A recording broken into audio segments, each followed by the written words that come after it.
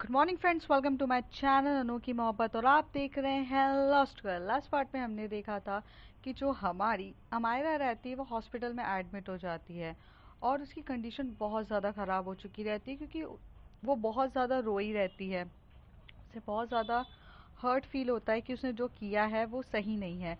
वो चाह रही थी कि वो मतलब बताए, वो जोर जोर से चिल्ला चिल्ला के बताना चाहती थी सीक्रेट गर्ल ईव को कि यार मैं आपसे प्यार करती हूँ, मेरा कुछ भी रिलेशन नहीं है।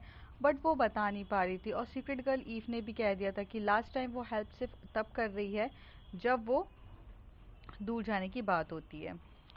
तो सीक्रेट गर्ल ईव को हम बहुत ज़्यादा प्यार था अमायरा से, तो वो उसकी केयर करते हुए कांस्टेबल को कॉल करके बोल देती है कि आप जाओ और वहाँ पर जाकर देखो। कांस्टेबल को पता चलता है कि अमायरा की काफ़ी ज़्यादा कंडीशन ख़राब है और वो उनको हॉस्पिटल लेके जाते हैं। अब उसके आगे हॉस्पिटल में बहुत ज़्यादा सिक्योरिटी थी और सिक्योरिटी होने के बाद भी सीक्रेट गर्ल ईव को तो हैकिंग आती थी, तो उसने सीसीटीवी कैमरास को काफ़ी अच्छे से हैक कर लिया था।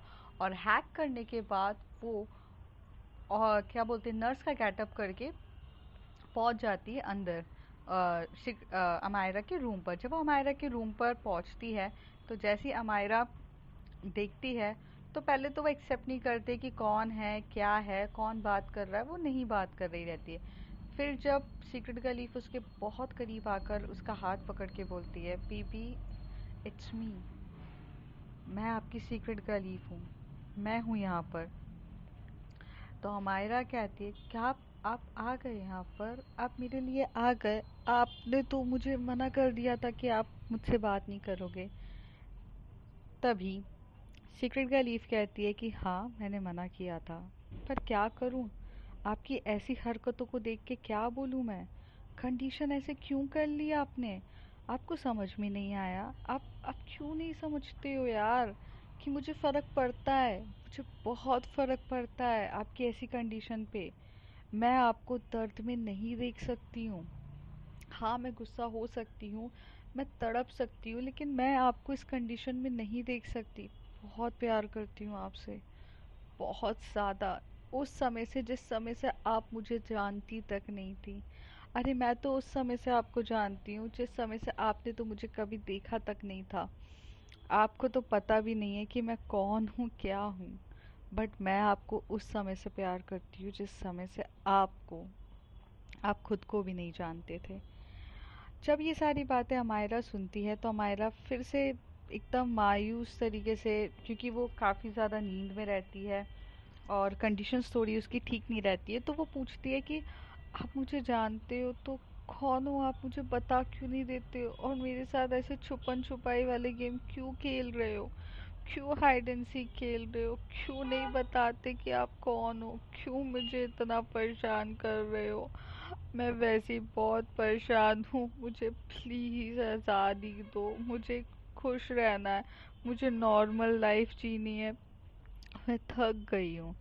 तो जब वो काफ़ी ज़्यादा बोल रही रहती है, उसकी आंखों में से आंसू गिर रहे रहते हैं, तो जो सीक्रेट का लीफ रहती है वो एकदम से उसके पास आती है और उसे बोलती है कि बेबी रो मत प्लीज़, रोने से सिचुएशन सॉल्व नहीं होती है और आपको बहुत जल्दी मैं ये सारी प्रॉब्लम से निकालूंगी, इट्स माय प्रॉमिस।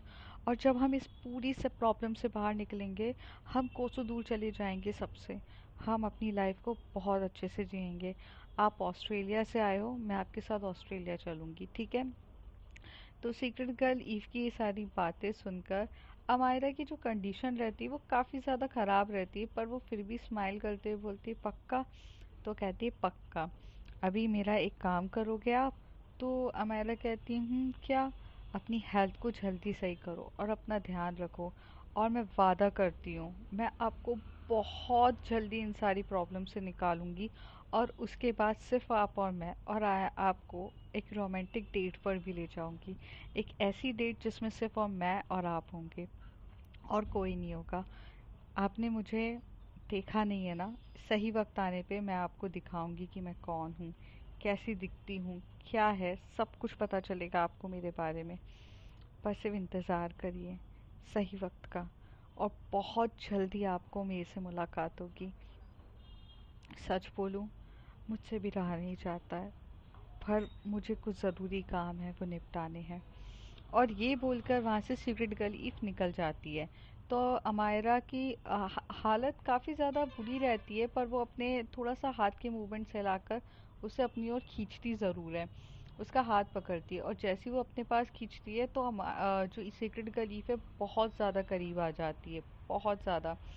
तो सीक्रेट गर्ल ईव ने डबल मास्क लगाए रहते हैं। मैंने बताया था कि उसने आई मास्क भी लगाया रहता है कि जिसकी वजह से उसकी आई तक भी कोई ना देखे। और दूसरी चीज़, उसने अपना जो नॉर्मल कोविड मास्क बोल दो या हॉस्पिटल मास्क, जो हमें अभी मास्क लगाकर घूम रहे हैं, वो वाले मास्क लगाया रहता है। तो वो उसके करीब आती है तो वो पूरी तरीके से कवर रहती है। उसका अगर उसको कोई देखेगा तो पहचान भी नहीं सकता है वो कौन है। पर अमायरा कहती है बेबी, तो सिगरेट का लीफ कहती है हाँ जान बोलो जल्दी से, समय नहीं है मेरे पास, मुझे यहाँ से निकलना होगा। तो कहती है किस मी, किस me please, I want you please. Cigarette का लीफ जब ये सारी बातें अमायरा के मुंह से सुनती है कि वो उसे किस करे, तो उसे अच्छा नहीं लगता है। वो उससे थोड़ा दूर होकर बोलती है बहुत जल्दी वो वक्त आएगा जहाँ मैं आपके पूरे तरीके से आपकी होंगी और आपको अपने तरीके पूरे तरीके से अपनाऊंगी। अभी वो वक्त नहीं है और मैं ये चीज़ें नहीं करना चाहती हूँ। वक्त का इंतज़ार करो आप, सही वक्त आने का। अमायरा बार बार बोलती है बेबी क्यों कर रहे हो, बेबी प्लीज़ ऐसा ना करो ना, मुझसे दूर ना जाओ, प्लीज़ प्लीज़ मत जाओ यार, प्लीज़ बेबी मत जाओ। तो वो कहती है कि मैं पास इसलिए नहीं आई हूँ कि मैं आपसे दूर चली जाऊँ।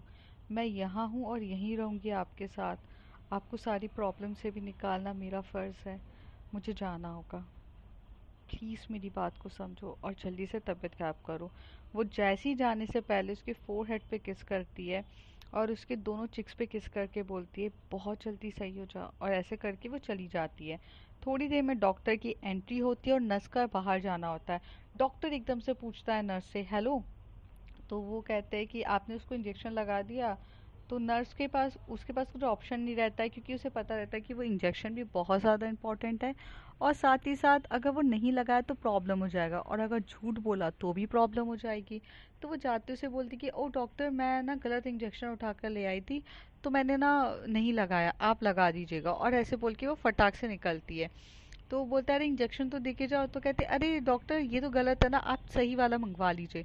और ये बोलकर वो वहाँ से भाग जाती है। दूसरी तरफ जो सोनिया रहती है वो अपनी इन्वेस्टिगेशन पे काफ़ी ज़्यादा रिसर्च कर रही रहती है। वो नेपाल बॉर्डर के हर एक एरिया पे अपने पुलिस वालों को लगाती है और कहती है कि जैसा जैसा मैं कह रही हूँ वैसा वैसा करो, यहाँ जाओ वहाँ पे इन्वेस्टिगेशन करो। सीसीटीवी कैमरास को एक्सेस करने की अथॉरिटी वो लेती है। हालांकि ये चीज़ सही नहीं है, पर वो थोड़े से अपनी जुगाड़ और अपनी पहचान के थ्रू ये सारी चीज़ें करवा रही रहती है। गवर्नमेंट उसे ये अथॉरिटी इतने आसानी से देने के लिए रेडी नहीं रहता, क्योंकि कुछ मेन मोटिव तो होना चाहिए। और जो हमारे मिस्टर खन्ना रहते हैं और मिसेस खन्ना, वो बहुत ज़्यादा वरीड रहते हैं। उन्हें ये चीज़ लगती है कि अब कैसे करना है, क्या करना है, बहुत ज़्यादा हो जाता है। क्योंकि उसे ऐसा लगता है कि मैं सोचा था सारी प्रॉब्लमों से बाहर निकलूँगा, लेकिन कुछ प्रॉब्लमों से बाहर निकल ही नहीं पा रहा हूँ। जैसे सोचता हूँ हर एक चीज़ करूँ तो नहीं हो पा रहा है। दूसरी तरफ जो रोहन रहता है वो बहुत ज़्यादा वरिड हो जाता है। वो बहुत कोशिश करता है कि वो ये सारी प्रॉब्लमों से निकले। आखिर उसे पासपोर्ट चाहिए रहता है और एक फ़र्जी तरीका चाहिए रहता है जिससे वो नेपाल बॉर्डर क्रॉस कर सके। पर जब चीज़ें नहीं मिलती है तो उसके मन में ये चीज़ आती है कि क्या करूँ, किस तरीके से करूँ। हाँ, नेपाल अगर क्रॉस करने के लिए आपको पासपोर्ट की ज़रूरत नहीं पड़ती है, पर कुछ डॉक्यूमेंट्स तो होना बहुत ज़्यादा ज़रूरी है। अगर उसके पास पासपोर्ट होता तो काफ़ी ज़्यादा उसे एश्योरिटी हो जाती और चीज़ें हो जाती, क्योंकि उसका जो नाम था वो रोहन खन्ना था और उसे अब जो आइडेंटिटी चाहिए थी वो किसी और चीज़ की चाहिए थी। उसे रवि बी की आइडेंटिटी चाहिए थी जिसका नाम था रवि भाटिया। तो उसके लिए वो बहुत कोशिश करता है, पर वो चीज़ें कोशिश करके भी पॉसिबली तरीके से कर नहीं पाता है। फिर बाद में वो सोचता है कि अब क्या करूँ, किस तरीके से करूँ, नहीं आ रहा है समझ में। चीज़ें जैसी होनी चाहिए वैसी नहीं हो पा रही है। वो बहुत ज़्यादा वरिड होता है। वो इधर घूमता है उधर घूमता है और सोचता है कि बस बस अब किसी भी हालत में मैं चले जाऊँ। तो फिर वो भागते-भागते एकदम से जाता है जहाँ पे उसका जो मोबाइल रहता है वो भी छीन लिया जाता है। तो वो भी क्या करता है, जाते-जाते किसी और का मोबाइल चोरी कर लेता है। और वो जिसका मोबाइल चोरी करता है वो काफ़ी ज़्यादा अच्छा मोबाइल रहता है, मीन्स आप ये सोचो कि वेल सेटल्ड रहता है। सिम उसके पास बहुत सारी थी। सिम की तो कमी नहीं थी रोहन के पास, क्योंकि वो सिम बदल बदल के बात करता था। तो वो क्या करता है कि जो सिम जो इस पर्सन की रहती है उस सिम को निकाल फेंकता है और वहाँ से दूसरी सिम लगा लेता है। और लगा के वो अपना, मीन्स अपना एंड्रॉयड फ़ोन रहता है तो उसमें काफ़ी अच्छे से सर्फिंग वगैरह सब चीज़ें स्टार्ट करता है। दूसरी तरफ अमायरा की कंडीशन बहुत ज़्यादा ख़राब हो चुकी रहती है, क्योंकि उसने खाना नहीं खाया रहता है और वो थोड़ी सी इतनी हेल्दी भी नहीं रहती है। तो उसकी कंडीशन काफ़ी ज़्यादा ख़राब थी। तो पर उसी कंडीशन को सही करने के लिए एक तरफ सीक्रेट गलीफ ने बहुत बड़ा एफर्ट्स किया था कि तुम जल्दी ठीक हो जाओ, फिर हम बहुत जल्दी मिलेंगे। ये उम्मीद देना काफ़ी ज़्यादा अच्छा था। जब सीक्रेट गर्ल ईव वहाँ से निकलती है तो वो अपने अपने जो उसका कैबिन रहता है जहाँ पे पूरे कंप्यूटर्स लगे रहते हैं, स्क्रीन रहती है, वो वहाँ आकर वापस बैठ जाती है। और जब वो वहाँ आकर बैठती है तो फिर से फॉरेंसिक डिपार्टमेंट्स जो रहता है उस टीम को हैक करने की कोशिश करती है। और वो हैक करने में भी काफ़ी ज़्यादा पॉसिबल होती है। जब वो पूरा हैक कर रही रहती है तो उसे बहुत डीपली चीज़ें पता चलती है। ऐसा नहीं था, उसके पास रिपोर्ट पहले से आ चुकी थी, पर वो जब चीज़ों को पता करती है तो उसको बहुत सी चीज़ें थोड़ा बहुत पता चलती, क्योंकि फॉरेंसिक डिपार्टमेंट में सिर्फ और सिर्फ डीएनए रिपोर्ट टेस्ट नहीं हो रहे थे कि जो क्या बोलते वेपन्स के ऊपर प्रिंट्स वगैरह, वेपन्स कौन ने यूज़ किया, क्या किया, वो सब के बारे में बात चल रही थी। जब सीक्रेट गर्ल ईव अपने कैबिन में बैठ के ये सारी इन्वेस्टिगेशन कर रही थी तो उसे साथ ही साथ कुछ उस समय रैंडम्स कॉल्स आ रहे थे। वो उस रैंडम्स कॉल्स को पिकअप नहीं कर रही थी, पर उस रैंडम कॉल के साथ एक सडनली से एक पॉपअप मैसेज आता है, जिस पॉपअप मैसेज में एक लोकेशन दी गई रहती है और उस लोकेशन के हिसाब से तो उसमें लोकेशन होती है। और जब वो लोकेशन को देखती है तो उसे सडनली से लोकेशन एक ऐसी जगह एरिया की मिलती है जहाँ पर जो वो बहुत ज़ूम करती है उस लोकेशन को और फाइंड आउट करने की बात करती है, तो उसे ये पता चलता है कि वो रोहन की लोकेशन है। हाँ, वो रोहन की लोकेशन रहती है कि रोहन कहाँ जा रहा है, क्या कर रहा है। तो सीक्रेट गर्ल ईव के पास वो लोकेशन कैसे आई और सीक्रेट गर्ल ईव का लेना देना रोहन के साथ क्या है, ऐसे कुछ राज तो बहुत सारे हैं। तो जब वो रोहन की लोकेशन देखती है तो वो काफ़ी अच्छे से उसे ट्रेस कर रही रहती है और धीरे धीरे उसके बारे में फाइंड आउट करती है। फिर वहाँ से उसको एकदम से कॉल आता है, तो वो कहता है कि अ, उस सामने वही वॉइस आती है कि सुनो, मैंने तुम्हें लोकेशन सेंड कर दी है, अब क्या करना है तुम्हें पता है ना इसके आगे। तो कहती है कि हाँ, मुझे पता करना है, अ, पर हम जो कर रहे हैं वो इफ़ेक्टिव होगा। सीक्रेट गर्ल ईव कहती है उस इंसान को, तो कहती है वो तुम उस इंसान पर छोड़ दो, तुम्हें जितना काम दिया जा रहा है उतना काम करो, मुझे किसी भी हालत में ये इंसान चाहिए। तो ये कहकर वो चुप हो जाती है। सीक्रेट गर्ल ईव के वो उस लोकेशन को अच्छे से देख रही रहती है। तो सीक्रेट गर्ल ईव उस काफ़ी ज़्यादा अच्छे से वो लोकेशंस को ट्रैक करती है और पूरी प्रोटेक्टिव तरीके से करती है और उस लोकेशन को वो सेंड कर देती है कहीं और। जब वो सेंड कर रही रहती है तो वो चीज़ ध्यान रखती है कि हर एक चीज़ इनक्रिप्टेड हो, क्योंकि हैकिंग की दुनिया में अगर आपका इनक्रिप्टेड चीज़ें नहीं हुई तो कोई भी आपके सिस्टम में घुसकर आपके आईपी एड्रेस या आपके मैक एड्रेस हर चीज़ों को ट्रेस करके आप तक पहुंच सकता है। पर सीक्रेट गर्ल ईव इन सब चीज़ों में काफ़ी ज़्यादा एक्सपर्ट थी, क्योंकि वो इथिकल हैकर थी, उसे पता था कि कौन सी चीज़ को कहाँ चीज़ को प्रॉपरली रखना है। तो इसलिए उसने प्रॉपरली वो चीज़ करी और उसको अच्छे से हैक किया। और हैक करने के बाद, मतलब उसको अच्छे से कोडेट किया और कोडेट करने के बाद उसने सेंड कर दिया। सेंड करने के बाद वो अपनी बाकी कामों पे लग गई, लाइक फॉरेंसिक डिपार्टमेंट की काम पे लग गई। वो सब चीज़ों को फाइंड आउट कर रही थी। तो इसका मतलब ये था कि सीक्रेट गर्ल ईव को रोहन जिंदा है इसका ऑलरेडी प्रूफ पता था और साथ ही साथ वो कहाँ पर है ये पता था। पर जब सब कुछ पता होने के बाद भी उसने अमायरा को क्यों नहीं बताया? क्योंकि अमायरा तो अपने भाई को काफ़ी ज़्यादा टाइम से ढूंढ रही थी। तो फिर क्या ऐसा रीज़न था जिसकी वजह से नहीं बताया? सीक्रेट गर्ल ईव ने जाने से पहले पहले हॉस्पिटल का सिस्टम को भी हैक कर लिया था, और उसने वो सीसीटीवी कैमरा को हैक किया था जहाँ पे वो अमायरा को अच्छे से देख सके। वो काफ़ी बहुत प्यार से अमायरा को देखे जा रही थी और अमायरा की मूवमेंट्स को कर रही थी। जैसे वो बात भी करना चाहती हो, तो अमायरा के पास उस समय कोई टेलीफोनिक कॉल नहीं था और ना उसके पास मोबाइल था जिससे पॉपअप की लिंक आए या कुछ आए जिससे वो उसको कांटेक्ट करे। बस वो उस पर नज़र रख रही थी कि कोई भी चीज़ हो। दूसरी तरफ जो सीक्रेट गर्ल ईव थी, वो फॉरेंसिक डिपार्टमेंट की जब सब कुछ ये चीज़ें इन्वेस्टिगेट करती है, तब उसके सामने एक चीज़ बहुत बड़ी हाईलाइटेड होती है, और वो होता है, जो हाईलाइटेड होती है वो देखकर वो थोड़ा शॉक्ड हो जाती है और वो सोचती है कि ये पॉसिबल कैसे है, अगर ये चीज़ यहाँ है तो कैसे हो सकता है, क्योंकि हम तो स्टार्टिंग से ही नज़र रख रहे हैं हर एक चीज़ पर, तो फिर ये पॉसिबल कैसे? वो बहुत अपना दिमाग का समझ में नहीं आता है। दूसरी तरफ जो रोहन रहता है, वो उस एरिया में फंस चुका रहता है। वहाँ पे उसके लोकल लोग पहुँच जाते हैं क्योंकि उसे नेपाल जाना था, नेपाल की आइडेंटिटी चाहिए थी, पर उसे ये सब चीज़ें नहीं होता है। वो पागलों की तरह इधर उधर से भाग रहा रहता है। तभी वो फ़ोन करता है फिर से पीए को।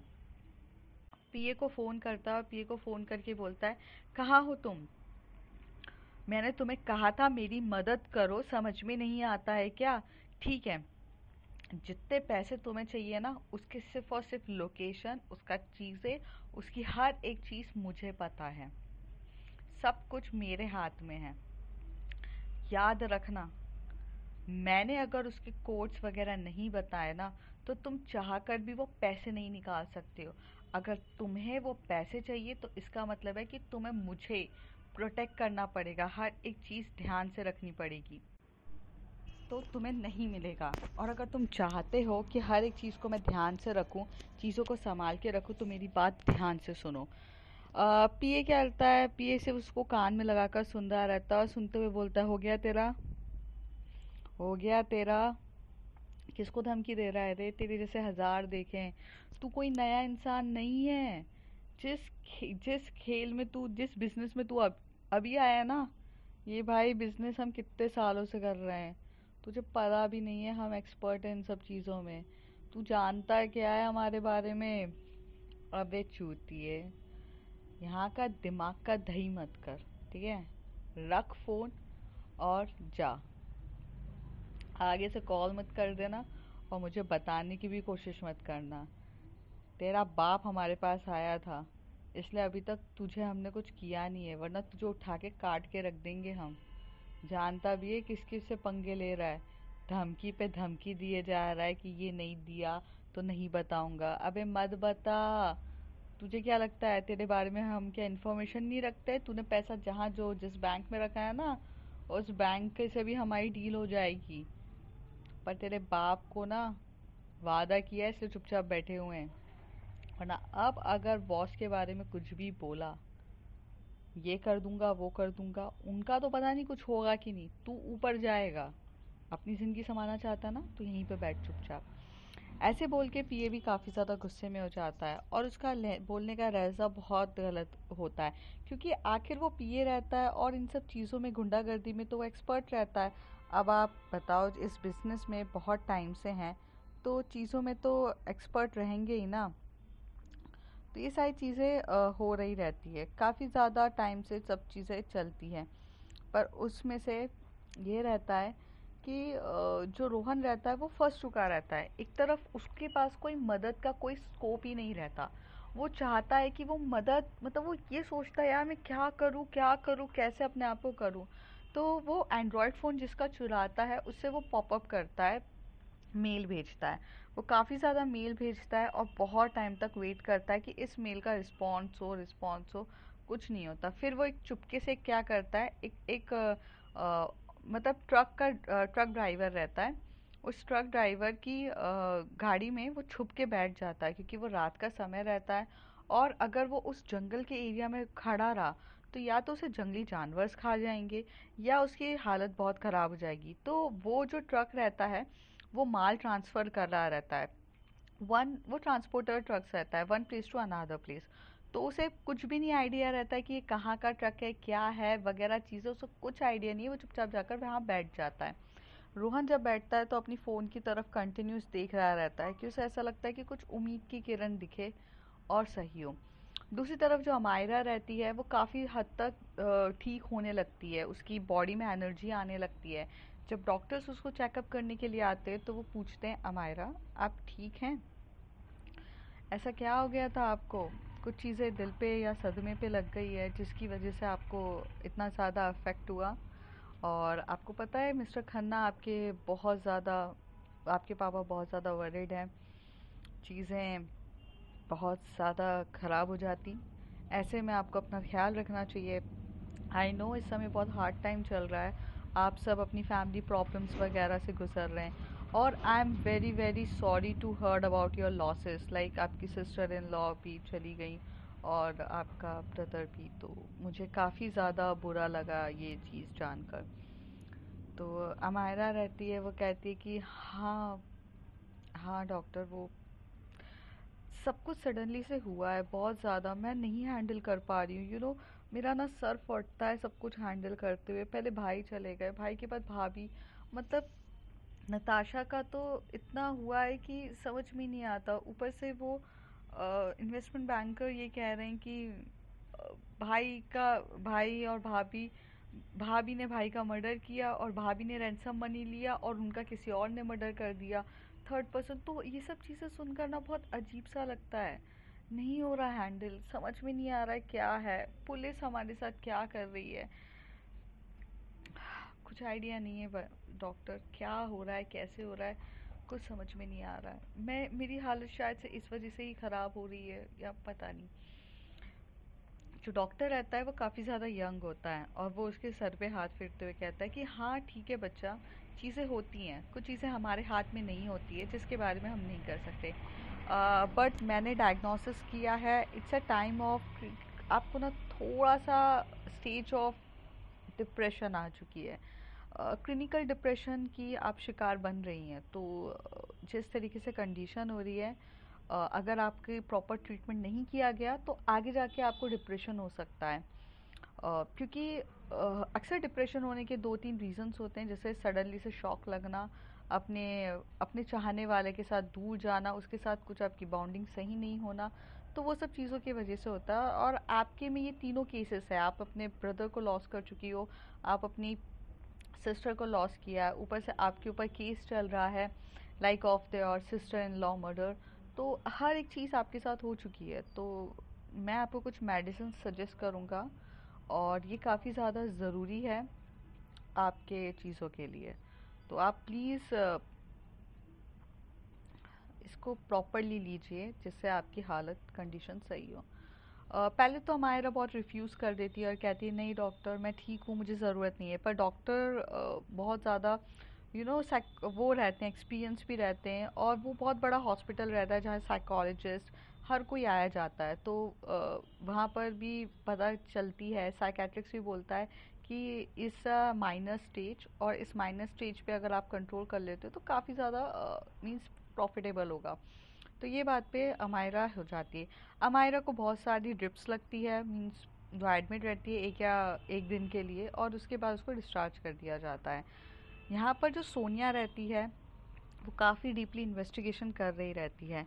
फिर सोनिया को जैसे ही पता चलता है कि अमायरा अब आ चुकी है, डिस्चार्ज हो चुकी है, और उस समय तक उन्होंने ये चीज़ को ध्यान रखा था कि अमायरा जब तक नहीं आती है तब तक कोई भी इन्वेस्टिगेशन को आगे फर्दर कंटिन्यू नहीं किया जाएगा, क्योंकि अब चीज़ें उससे स्टार्ट हुई है तो उसी पर जाएगी।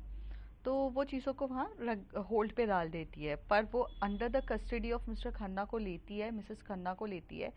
फिर उसके बाद जब अमायरा डिस्चार्ज होती है तो डिस्चार्ज होते से ही उसे पहले तो उस जहाँ वो होटल में रहती है वहाँ शिफ्ट किया जाता है। जैसे ही वो होटल में जाती है, वहाँ बैठती है, तो उसको एक पॉपअप आता है उसके फ़ोन पर। और जैसे ही वो फ़ोन पर पॉपअप आता है तो वो देखती है कि एक फॉरेंसिक रिपोर्ट आई है और वो सीक्रेट गर्ल ईव भेजती है। और जैसी वो फॉरेंसिक रिपोर्ट पढ़ती है, अमायरा के हाथ से फ़ोन गिर जाता है और उसका दिमाग एकदम से झनझनाने लगता है। उसकी फिर से वो तबीयत ख़राब होने लगती है, क्योंकि वो अभी अभी हॉस्पिटल से आई रहती है और फिर से उसकी तबीयत ख़राब होने लगती है। तो जो मिस्टर एंड मिसेस खन्ना रहते हैं वो भी यहाँ पर आ चुके रहते हैं होटल में। माना कि उनको अलग रखा गया था, पर उनको वापस अपनी बेटी के पास लाया जाता है। जब वो आते हैं तो अमायरा की कंडीशन एकदम ख़राब हो जाती है। तो जो उसके पापा रहते हैं वो कहते हैं, अमायरा, अमायरा बीबी, बेटा क्या हुआ, बेटा क्या हो गया सडनली से तुम्हें, तुम ठीक तो हो? पुल डॉक्टर, डॉक्टर। तो वो एकदम से बोलती है कि पापा नहीं, डॉक्टर नहीं, डोंट डॉक्टर। तो वो उसको वहाँ बिठाते हैं और जो डॉक्टर्स दी रहती है, लाइक जब आप डिप्रेशन में होते हो तो आपको पैनिक अटैक्स आने रहते हैं, आपको एनजाइटी अटैक आते हैं, वो सब चीज़ का ध्यान रख के कुछ मेडिसिन डॉक्टर ने प्रिस्क्राइब करी रहती है। तो वो मेडिसिन उसको खिला देते हैं। तो जब अमायरा शांत होती है, एकदम कूल और शांत होती है, तब उसकी मम्मी उसको अपने पास हग करती है और उसके हाथ को मलते हुए कहती है, बेटा क्या हुआ है? मैंने अपना एक बेटा खो चुकी हूँ, मैं अब आपको नहीं खोना चाहती। तभी अमायरा अपनी मॉम की तरफ देख के बोलती है, मम्मा आपने किसी को नहीं खोया है, आपका बेटा जिंदा है और ये बात सब जानते हैं सिवाय आपको छोड़कर। तो वो कहती है कि बेटा नहीं, मेरा बेटा जिंदा कहाँ है, कहाँ है, कैसे है? और अगर वो जिंदा होता तो वो मेरे पास क्यों नहीं आया? वो अपनी माँ से कैसे दूर रह सकता है? कोई बेटा अपनी माँ से दूर नहीं रह सकता। आप नहीं समझते हो, मेरा बेटा मुझे छोड़ के चला गया। मैं जिससे सबसे ज़्यादा प्यार करती थी वो छोड़ के चला गया मायरा। मैं अब आपको नहीं खोना चाहती हूँ। मेरा एक लौता बेटा चला गया। नहीं तो अमायरा अपनी मॉम को थोड़ा दूर करके बोलती है, मम्मा यार आज भी आपको भाई दिखता है। हद हो गई हर चीज़ की। आपकी बेटी यहाँ हॉस्पिटल से आई है, आपको कोई फर्क नहीं पड़ता। आपके लिए मैं एक सिर्फ और सिर्फ ऑप्शन हूँ ना। कभी वैसा प्यार ही नहीं किया जैसा भाई के लिए करते हो। मैं यहाँ पे मर रही हूँ, जिंदा हूँ, भाई को ढूंढ रही हूँ, बट वो सब आपको नहीं दिखता। आपके लिए तो सिर्फ और सिर्फ भाई इम्पोर्टेंट है। हाँ, मुझे नहीं जानना है अब। पापा। तो वो बोलते हैं, हाँ मायरा, बोलो। पापा, भाई जिंदा है। तो उसके पापा कहते, बेटा यही कब से समझा रहा हूँ, भाई जिंदा नहीं है, वो मर चुका है। ये बात तुम एक्सेप्ट क्यों नहीं करती हो? क्यों उसको कर रही हो, उसको इन्वॉल्व कर रही हो हर एक चीज़ में? नहीं है यार, उसको जाने दो यार, मत इन्वॉल्व करो हर एक चीज़ में, हम वैसी बहुत प्रॉब्लम में फंसे हुए हैं मायरा। तभी कहती है, हाँ पापा, हम फंसे हैं, क्योंकि आपके बेटे की वजह से हम फंसे हैं। और आपको पता है आपने जाकर अभी क्या हरकत करी है, कि यश को जाकर बोल दिया कि जाके पूरी पब्लिकली बोल दे सोनिया के अगेंस्ट कि फोर्थ डीएनए किसी और का, उसको फाइंड आउट करो। आपको पता है वो फोर्थ डीएनए किसका है? तो उसके पापा कहते हैं, किसका है बेटा? तो कहते हैं, आपके बेटे का। वो भाई का डीएनए है। भाई ने मारा है नताशा को। आपने भाई ने मारा है नताशा को, भाई जिंदा है। और आपको पता है भाई मार के चला गया, और उसके केस के चक्कर में अब आप और मैं फंसने वाले हैं, क्योंकि हमारा डीएनए मिला था वहां पर। पूरी दुनिया के लिए अब भाई मर चुका है।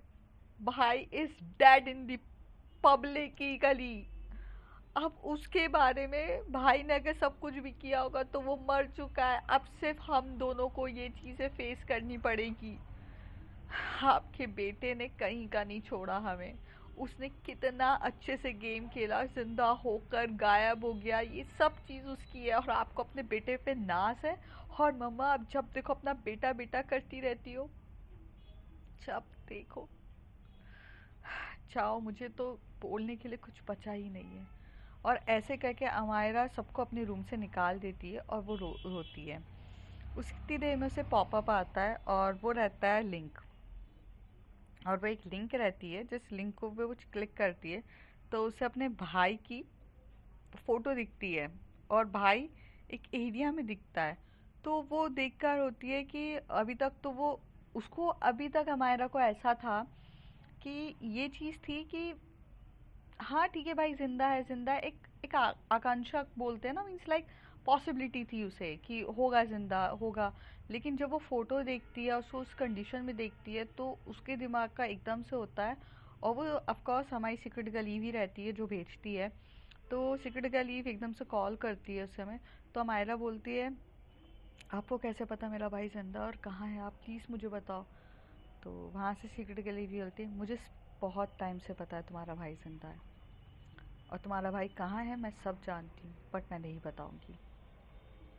तुम्हारे भाई पे नज़र बहुत पहले से रखी गई है, बट मैं इतनी बड़ी शॉक्ड हूँ कि तुम्हारे भाई ने मर्डर कर दिया। That's a very very undigestive thing for me. तो कहती है, भाई का डीएनए ना वहाँ पर। हम्म, भाई का डीएनए, भाई का डीएनए मैच हो रहा है। अब पता नहीं क्या होगा मायरा, लेकिन तुम्हारे भाई ने तुम सबको फंसा दिया। तुम्हारा भाई ऐसा ही था ना कॉलेज टाइम से, बस दूसरों को फंसाने के बाद ही तो काम आता है उसका।